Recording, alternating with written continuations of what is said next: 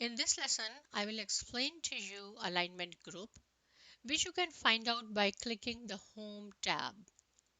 So this is our data and you can see that we have 1, 2, 3, 4, 5 different columns and name of the columns are left aligned.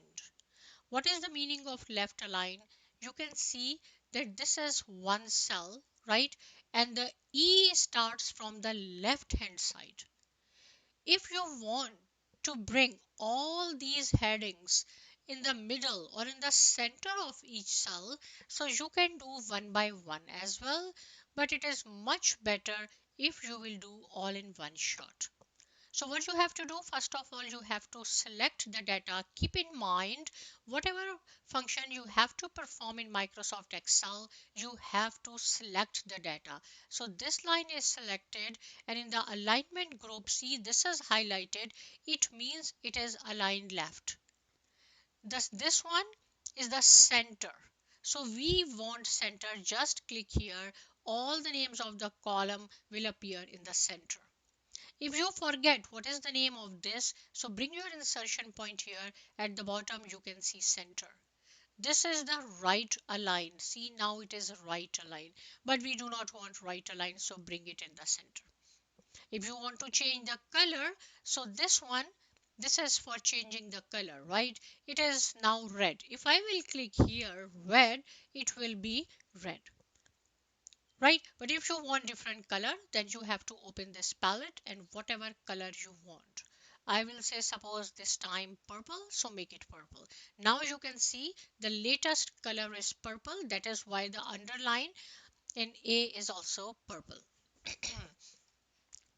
Now is the sales data. This is the name of our table, and see this name does not seems good here. If you want to bring this name in the center of this table, so you have to select the range. So this is our range and we want to bring this sales data here. This is the center.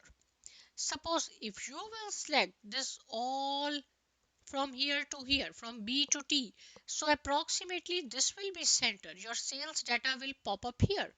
We do not want here. We want our sales data in middle of or in the center of our table. So you have to select. Then this is the merge and center. So click here and see now it is in the center. If you want to give different color, make it red or whatever you want. From here you can change the font size and from here you can change the font as well. Now all our this data, see these are right aligned. This is also right aligned, right? And this one is the left align. So we want to make all our data in center, then you have to select this and this is the center. Click here, it will come in the center, right? Okay, now suppose I am going to increase the width of this row. So first way is just drag this and it is increased, right? Second way is if you want to increase, you have to select this row number 2, go to the cells group, open this format and then you have to click this row height, open this and here suppose I will make it 100 only to show you, right? It will show you a clear difference and then it is a big size of this row. Now see, this is at the bottom. The headings are in the bottom. You want to bring in the center of each cell. So you have to select. And this top one, right? Top row. This one is the center. This one is the top. This is the bottom. It was here. This is the center. Right? And then is this AB. What is the meaning of this AB? Open this arrow. This is the angle counterclockwise if you want to write down like this.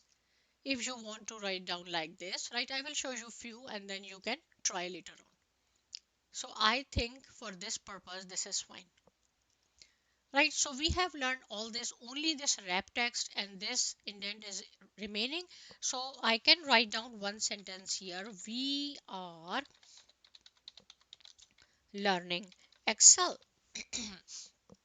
So you can see this is the left align. It starts from the left hand side of this line.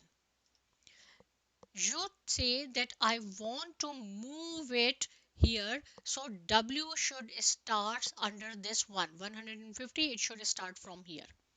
If you will use this center, it will be here. Right is here, left align is here. It does not work. So you have to use this indent. Right? Increase this wherever you think I think this is fine, right? Or if you want to bring back, you can increase or decrease indent. When it was left aligned, suppose this is right aligned, this text, then see it will go backward. So our data was like this, right? Left aligned, so I use this increase indent. Now, these we are learning Excel covers two cell. You want to write down all in one cell. So what you have to do, select this and then wrap text. Click here, it is in one cell, right? Okay, I can show you one more time another way like this. Suppose, right, if you want to write down in one cell, starting from this, under this one, so you can fit like this. So this is the wrap text. So I hope the alignment group is clear to you. Now please practice it. See you in the next lesson. Subscribe to my channel and thanks for watching.